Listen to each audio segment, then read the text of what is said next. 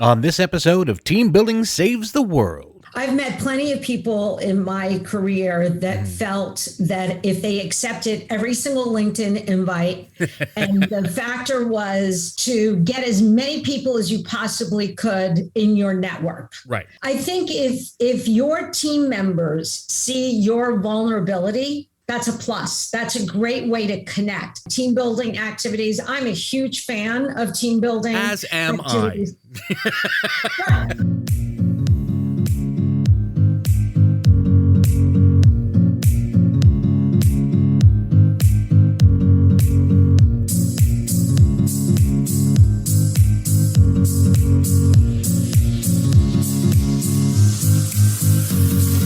Hello, team. It's me, your old friend Rich Rininsland, host of Team Building Saves the World, the show where I speak to the leaders and innovators in employee wellness and corporate culture on how it reflects in the world of today.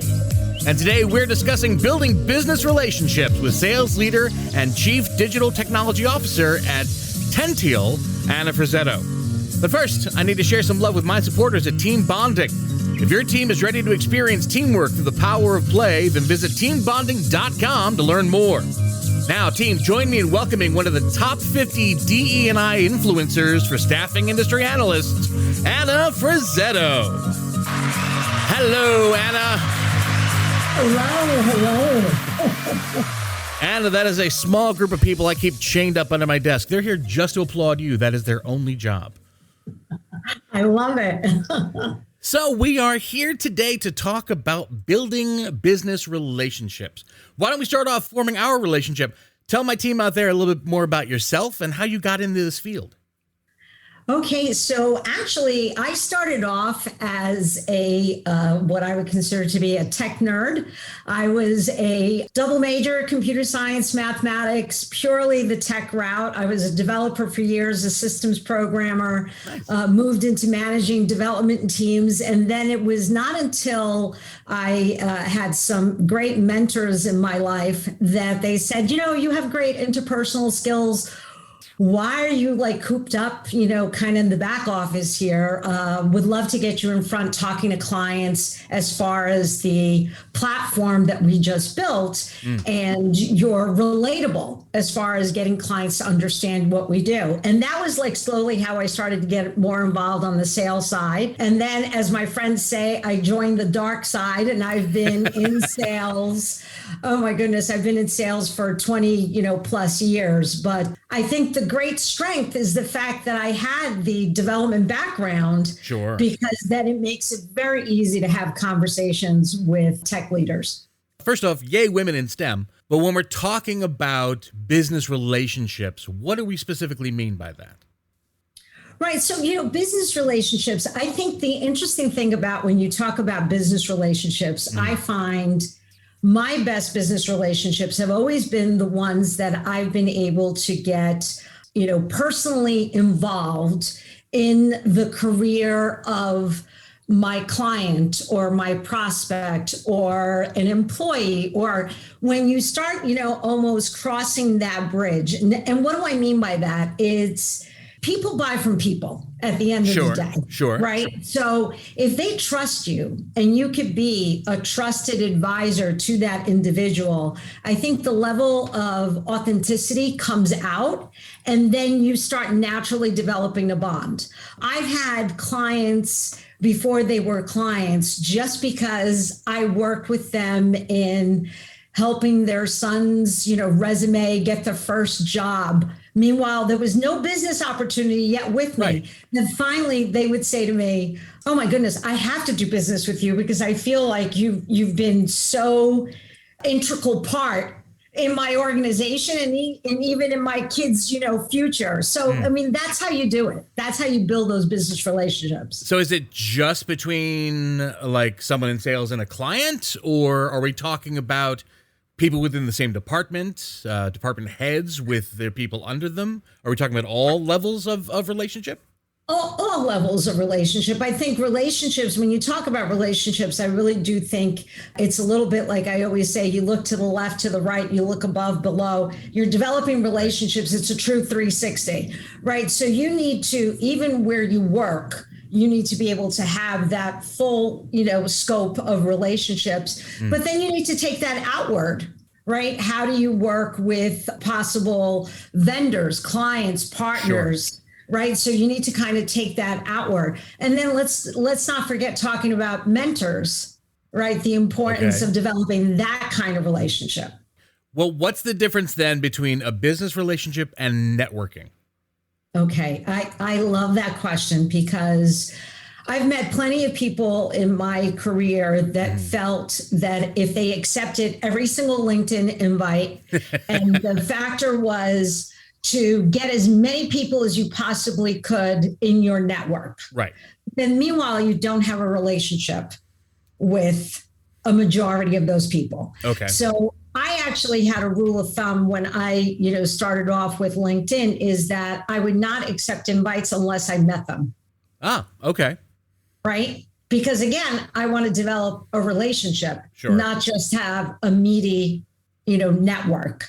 Now it's how do you change your network into relationships, I think is the key, Gotcha. kind of the secret sauce. And what is that sauce? Like, what would you consider your secret to going from here's someone I met through some part of my business who is now a relationship of mine?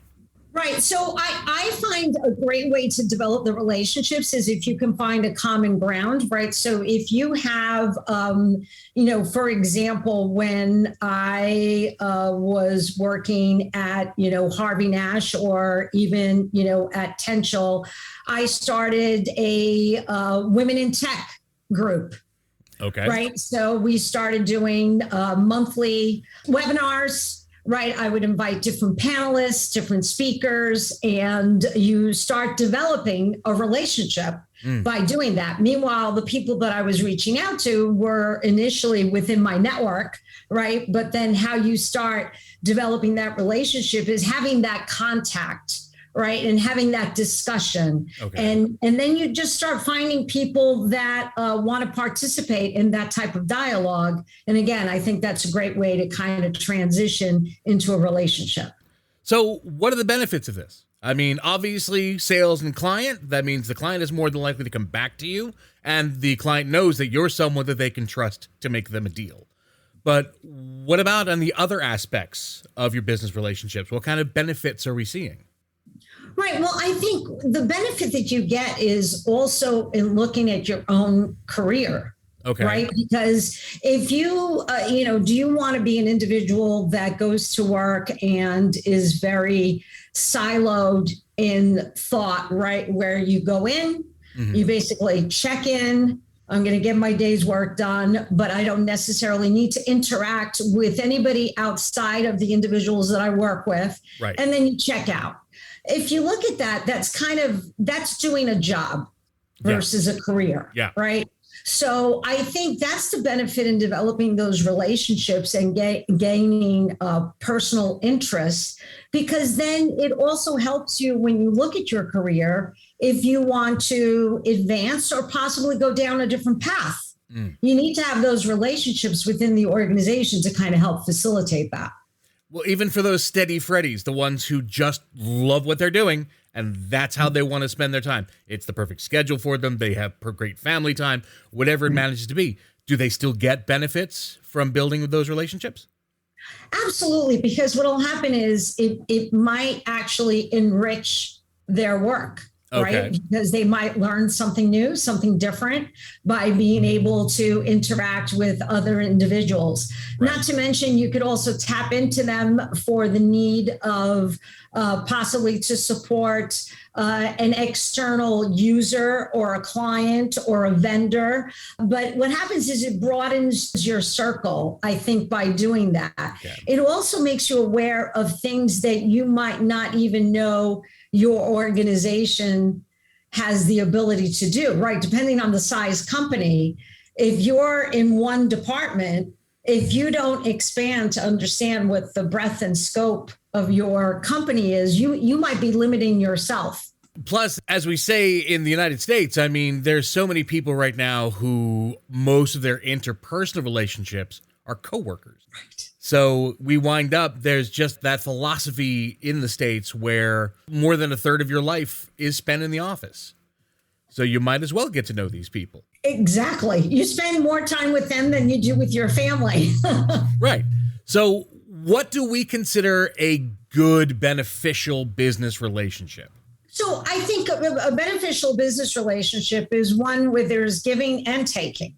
Okay. Right. It can't be one-sided. So it's got to be a two-sided, relationship. Right. I think I've done some interesting little activities or exercises where every person in the organization would spend half an hour with two levels above them as far as management structure. Mm-hmm. So what that does is it helps kind of bridge the gap. It also exposes you to different departments. So, but that's a two-way street. There's got to be giving and taking to make it successful. And is this something that, like, say, let's look at management levels of companies. Should they be helping to facilitate that? Is it of their benefit to make sure that these things continue to grow? Absolutely, because if you think about it, every company mm-hmm. on the planet, I would think that their vision would be is that they want to grow, right? They want to be able to expand their business. And you probably don't want to experience a lot of turnover within your company. Sure. So unless you're having these conversations, you're not going to know. There's nothing worse to find out some bad news from an exit interview. Mm. As opposed to having these relationships and you kind of have the reach to different levels of the company, to different departments, and then maybe it prevents your turnover rates. I think that would be an interesting study, actually, to see companies that successfully do a great job in getting to know all the different levels of management and operations and what their turnover rates versus companies that are pretty much, you have to fit in a box and it doesn't matter if you talk to anybody. Right. So if I'm a leader on a team, and I think my team could really do with some stronger business interpersonal relationships between the team itself, if not with the clients outwards. How can I best go about helping officiate that, helping make sure that becomes realized? Right. So, I have to tell you, I think COVID really challenged many leaders and team members across the planet, right? Mm-hmm. So one of the activities that I started to do is making sure that we would have a get-together once a week with the team, with my team, right? And to be able to talk about non-work activities. Okay. So it's time for us to share with each other. So just imagine this was a group of about 13 of us. And what started happening is that people started to volunteer saying, would everybody be open to having a yoga class together? Like, awesome. So we have some people that were athletic on the team, some people that are not, have never exercised a day in their lives. And it was hysterical. We would get together via Zoom call, but we'd share and we'd bond that way.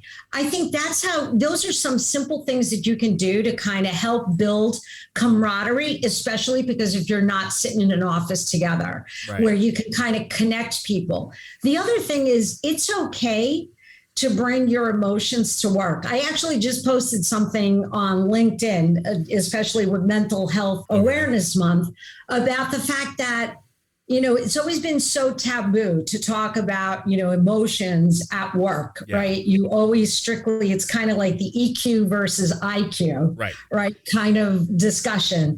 And I started opening up with the team and sharing like, what's really bothering me about, the pandemic, for example, like we can't get together. I think if your team members see your vulnerability, that's a plus. That's a great way to connect. Now it's got to be genuine. That don't sure.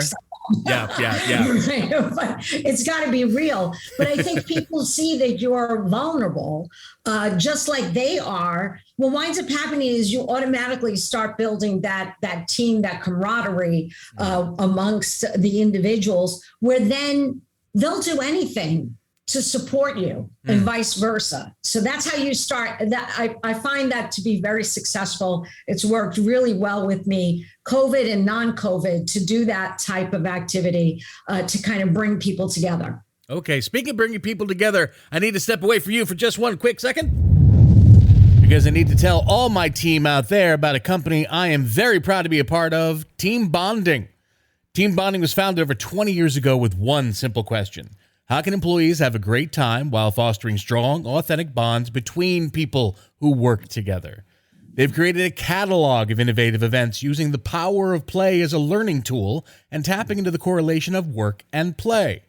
From scavenger hunts to Jeopardy and so much more, the team bonding of activities, whether it's live, virtual, or hybrid, maximizes the impact of team building with an accent on fun. So visit teambonding.com to schedule your event now. Team Bonding, when you want seriously fun results. And we are back with Anna Frazzetto talking about those very same business relationships and how to build them and make them stronger. And as you say, Anna, yes, COVID changed the world. There is no denying it. Business is not done the same now as it was 2+ years ago. So what are we looking at? How has it changed and how hasn't it changed?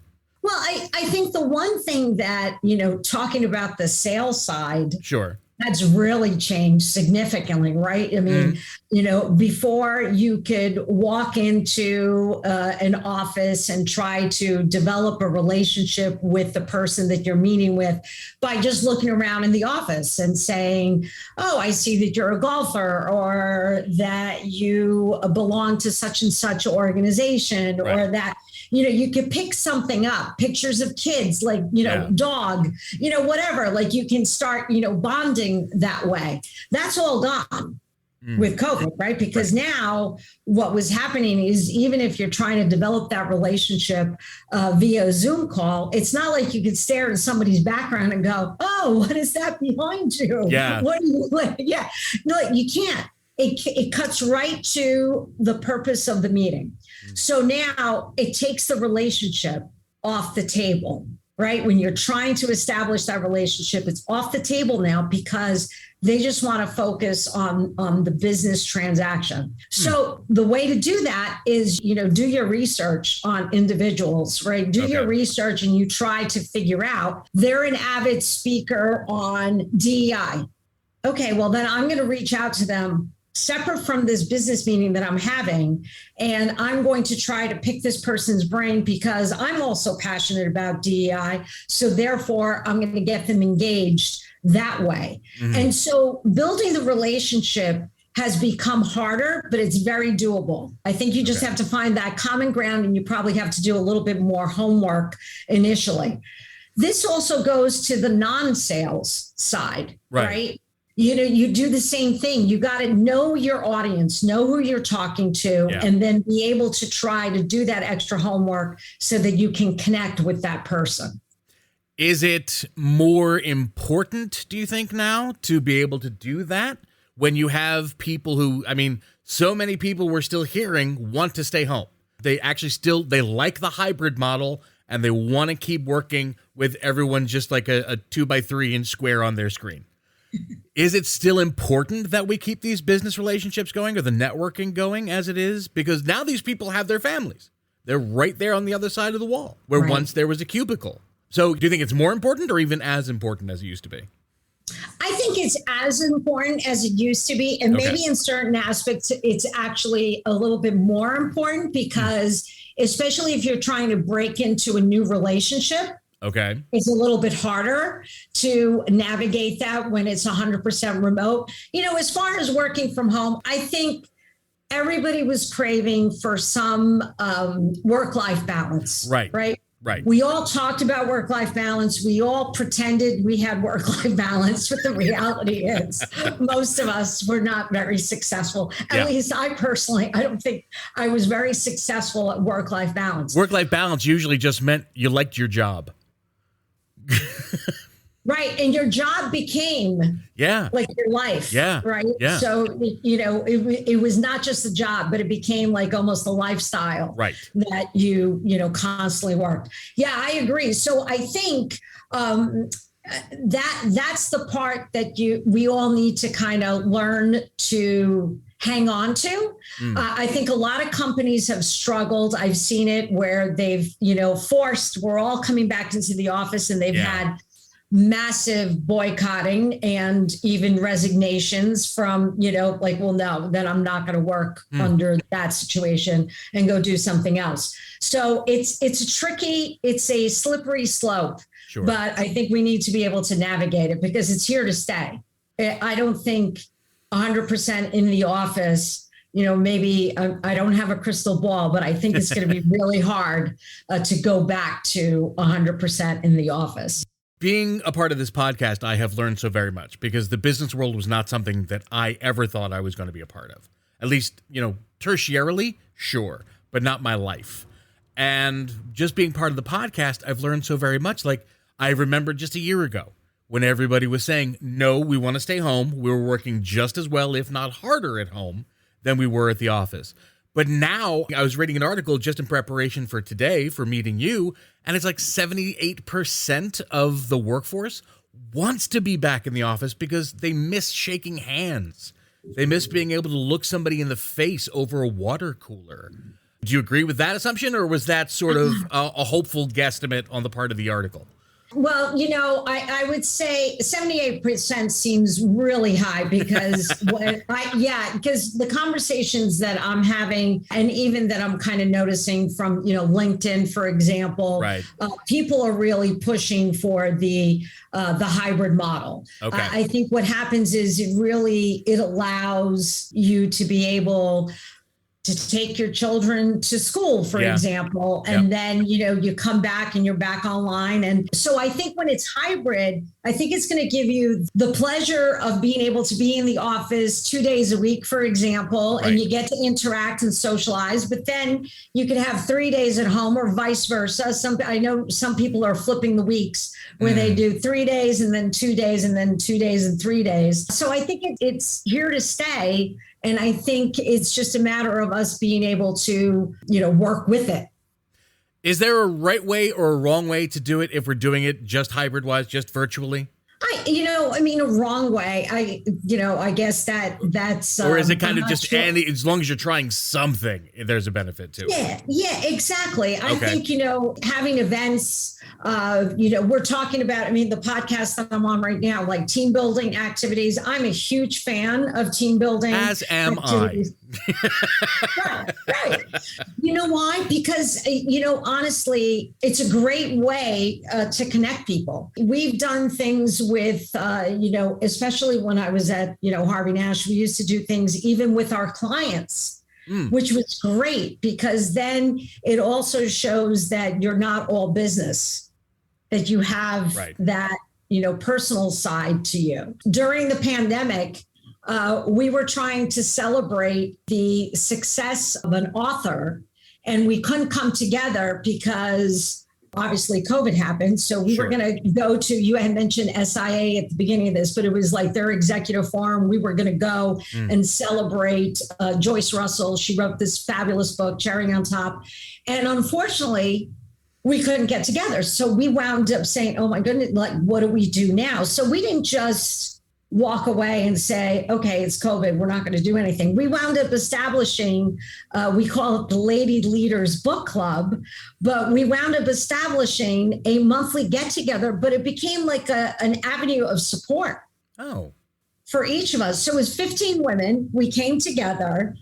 We actually, during COVID, we wrote a book together.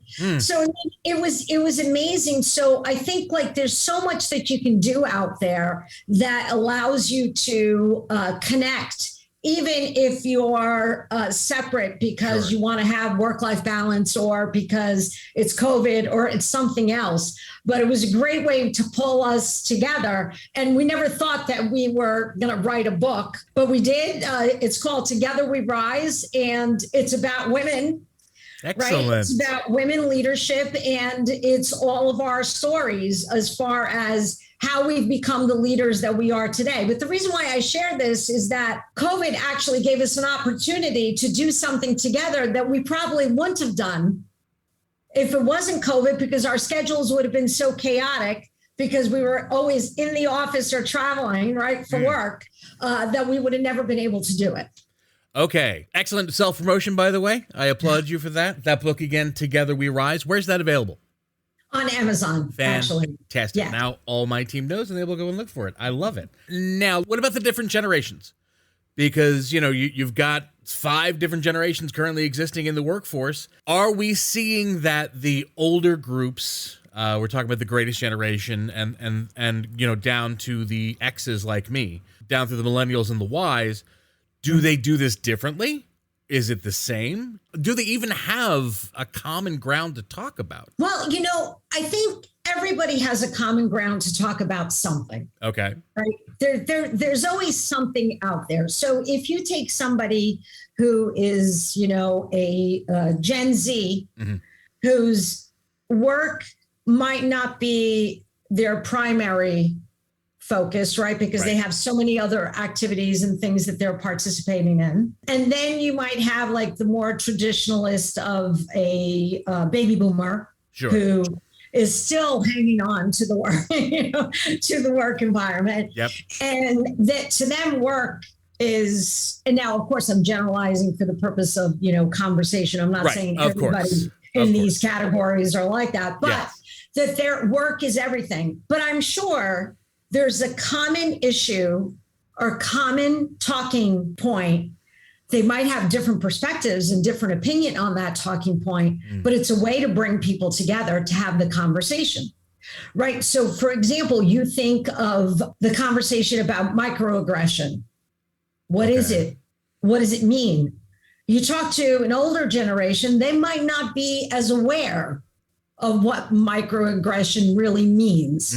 Now you talk to a Gen Z person and they're all over it. Right. They know exactly what it is. So, but now it becomes an education. Nice.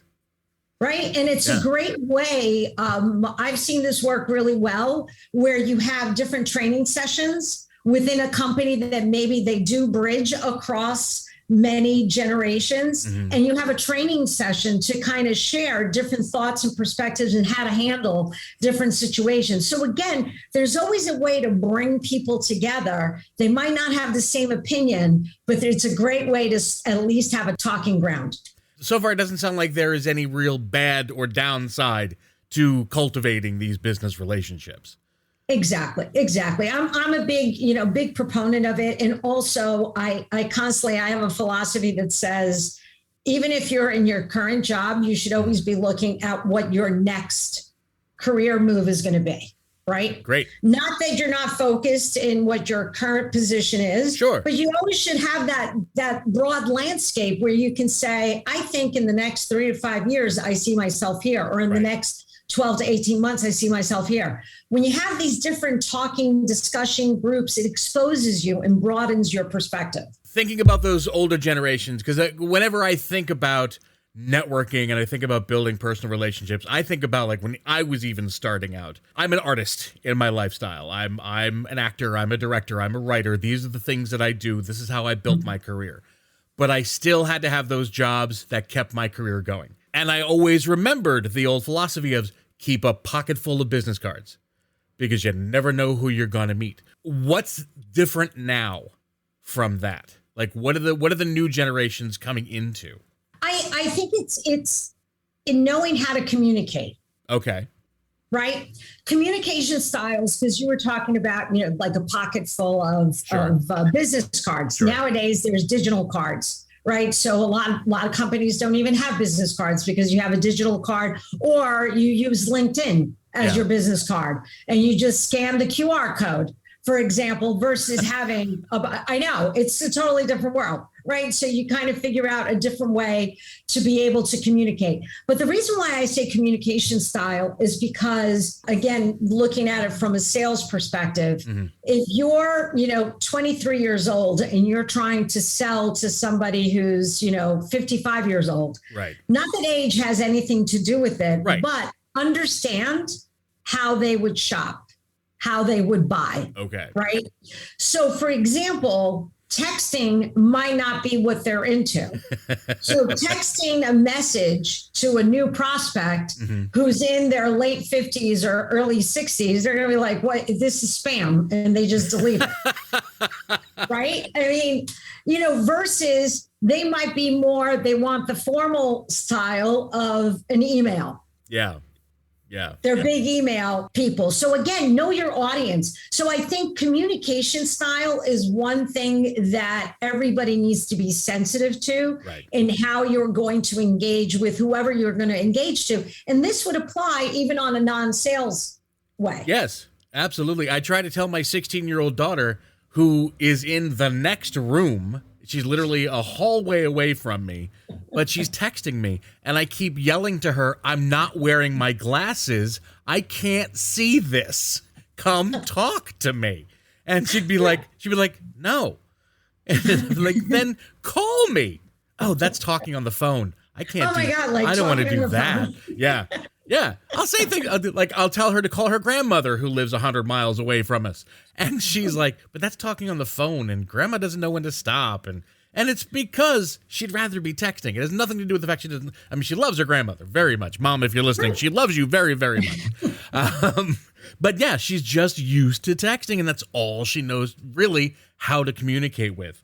But let's look at it from then her perspective, because very soon she's going off to college, and she's going to be, going into a business field somewhere. She's going to be going somewhere to do things. What kind of advice can we give her on how to start these relationships early, to cultivate that network that's going to help her? Right. Oh, so I'm a big fan of LinkedIn. Okay. And actually, I told all the kids in my family, my nieces, my nephew, create your LinkedIn profile. So when they were like 18, just getting into college, I'm like, create your LinkedIn profile. Good. Start connecting with other college students, right? Then what happens is you start building a little bit of a base. Then if you know that your professors are on LinkedIn, connect with them, because then you could see who are they connected to. So then when you're starting to get ready to look for, your first business opportunity, you start having a base of who you can reach out to. Connect with the members of your family. Guess what? They're not just aunts and uncles and dads and moms. Yep. They have professions, and it might be a profession that you might be interested in going into. What? So these are all, I think it's like start early with that professional approach. The other advice that I give a lot of teenagers, the older teenagers, in the 16, 17, 18, 19, 20 range, that whatever you do in social media will live on forever. Very true. Yes.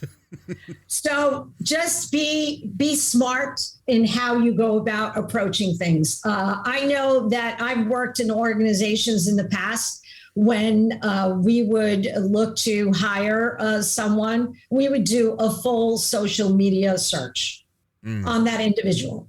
So you might think that you deleted your Instagram, pictures and your ID, but guess what? It will come up in a search. So just be smart and think long-term when you're posting some of those pictures.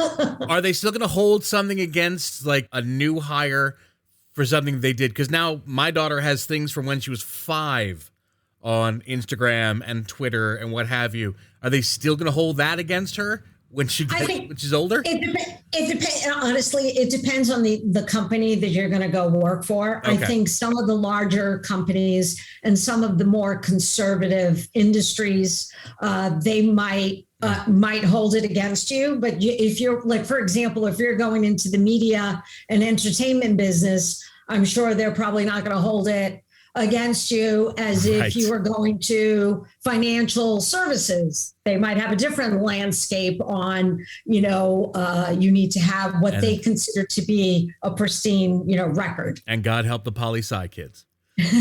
Exactly. Anna, thank you so very much for coming on and talking to us about this. This is a fantastic launch for this kind of conversation. I'd love to have you back in some future events so we could talk a little bit more in depth about things. I would love that. Fantastic. Love that. Team, please give a big round of applause to Anna Frazzetto. Why don't you tell everybody out there, Anna, where they can find you in case they have any further questions or just want to get to know you a little better? Excellent. LinkedIn is the best way to find me, and it's my name, Anna Frazzetto. So that's the best way to get me. Fantastic. I hope you had a good time today with us, Anna. I did, very much so. This was a lot of fun. Good, because now we're going to have some even more fun. It's time for my speed round. Oh, goodness. There's no cheese left unturned in this show. All right, Anna, as I was explaining to you before the show began, this is simply 60 seconds of innocuous questions. I'm going to play music that goes for 60 seconds in length. During the course of that time, I'm going to be asking you a series of just silly, simple questions. The objective here is to answer as quickly as you can, as shortly as you can. Try to give quick, off the top of your head answers, and we'll see if we can get, how many we can get out of you in the time that's lapsed. Right now, we're looking at 13 is the number to beat. That's a tough one. It's a tough number. Most people are getting around 10, 11. So let's see if we can't get you all the way there. All right, Anna, once you hear the music, I'll start asking the questions, and away we go. What's your name? Anna. How many children do you have? 3. Which one's your favorite? None. Do you have any pets? Yes. What are they? A dog. Excellent. Cake or pie? Pie. What's your dream job? Oh, traveling the world. If you could be on any television family, which one would you choose? Friends. Who's your favorite celebrity chef? Bobby Flay. What is your favorite trait about yourself? Go-getter. Who is your celebrity crush? Oh, Harry Styles. Nice. If you could ask your dog one question, what would it be? What do you really like to eat? Would you rather be considered popular or smart? Smart. What do you like to do on a rainy day? Watch movies. I'm going to put it in there. Anna, are you ready for this?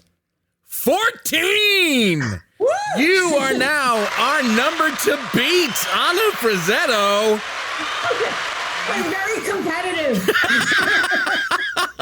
Congratulations, then. Well done.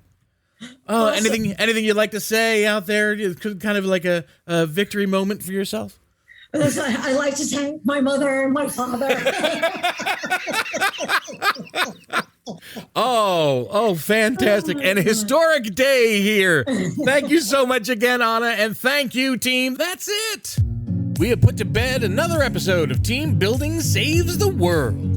If you've enjoyed this episode, whether you're new to the podcast or an old fan of the show, please be sure to share it with everyone you know. Whether they're your coworker, friend, or family, it helps us to share all this vital information. You can find out all about us, including all past episodes, at teambonding.com/podcast. You can also find us wherever you find your favorite podcasts: Google Podcasts, Apple Podcasts, Spotify. Wherever you go to listen, we will be there. And if you don't find us where you listen, please find us on the social medias at Team Bond Podcast and leave us a message telling me where you are, because where you are is where I want to be. Plus, go on those social medias. Tell us whether you liked this show, or if you have an idea for a future topic on the podcast, I want to hear from you.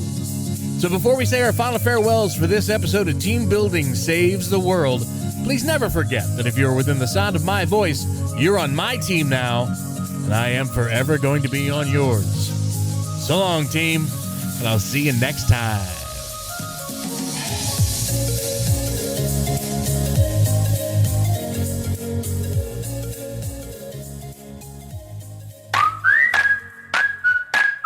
It's been said that you learn more about a person in an hour of play than in a year of conversation. So why not put your coworkers to play with the help of the team at Team Bonding? Team Bonding was founded over 20 years ago with one simple question: how can employees have a great time while fostering strong, authentic bonds between people who work together? Their catalog of innovative events includes scavenger hunts, Jeopardy, and much more. Each activity, whether live, virtual, or hybrid, maximizes the impact of team building with an accent on fun. Visit teambonding.com to schedule your event now. Team Bonding, when you want seriously fun results.